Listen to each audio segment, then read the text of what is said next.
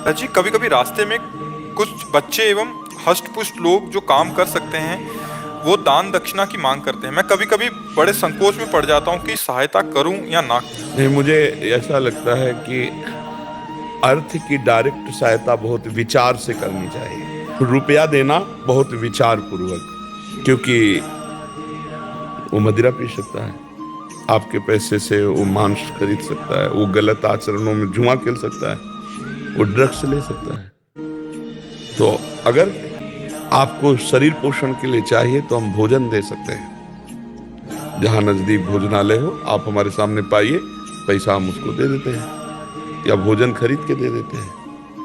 अगर सर्दी लग रही है आपको तो हम हमारी जितनी सामर्थ्य है हम आपको वस्त्र दे सकते हैं।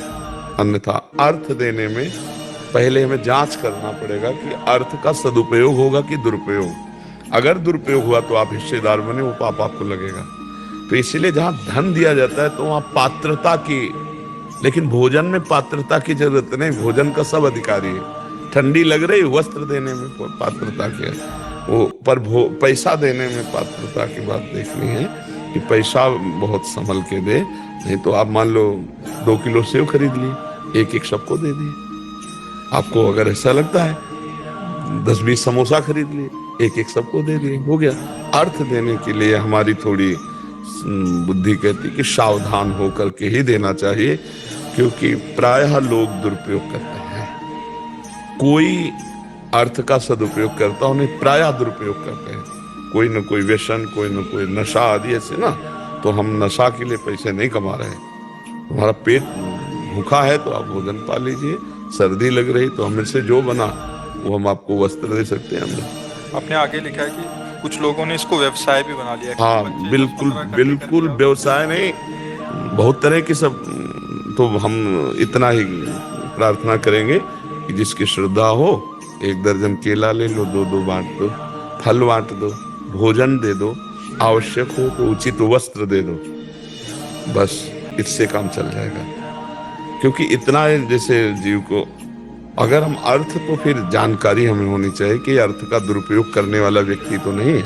अगर ऐसा है तो उसको हम अर्थ का सहयोग कर देते हैं। जैसे हमको तब से ज्ञान हुआ, दर्शन करने राधा वल्लभ जी के जा रहे थे तो एक बच्चा, एक महिला, एक छोटा बच्चा, एक पुरुष का, बाबा जी सुनो सुनो। उनका जी, तो उनका मैं महाराष्ट्र का हूँ। जी बताइए। तो ट्रेन में हमारा मथुरा में सब कुछ लूट गया। मैं वृंदावन पैदल आया हूँ, तो यहाँ दर्शन भी कर लिए और वापस जाने के लिए पैसे नहीं दे सकते। और दूसरे दिन देखा वो दूसरे व्यक्ति को फंसा के खड़ा किए हुए, वो हमसे बात ही नहीं किया। वो वो तो जिस आदमी फंसा रहे थे वो तो चला गया, वो हमसे बात ही नहीं किया, चल दिए। तो हमें लगा इनका मतलब व्यापार है, क्योंकि ऐसे मांगने में 10-20 रुपया देंगे और किराए की उसमें, अब बच्चा है, स्त्री है, बेटा है, तो लगता है कि बात सत्य होगी। हो सकता है इनकी जेब कट गई, हो सकता है इनकी बैग कोई उठा ले गया हो। मतलब फ्रॉड को पहचानना, क्योंकि फ्रॉड जो झूठ है, छल कपट है, इतनी सफाई से किया जाता है कि अपने लोग तो समझ ही नहीं सकते। वो तो अगर दूसरे दिन दिखाई नहीं देता तो हमारी समझ में नहीं आता। फिर हमें समझ में आया कि मतलब इतनी जोर का, तो हमको दान पुण्य बहुत संभाल के करना है, बहुत संभाल के करना है।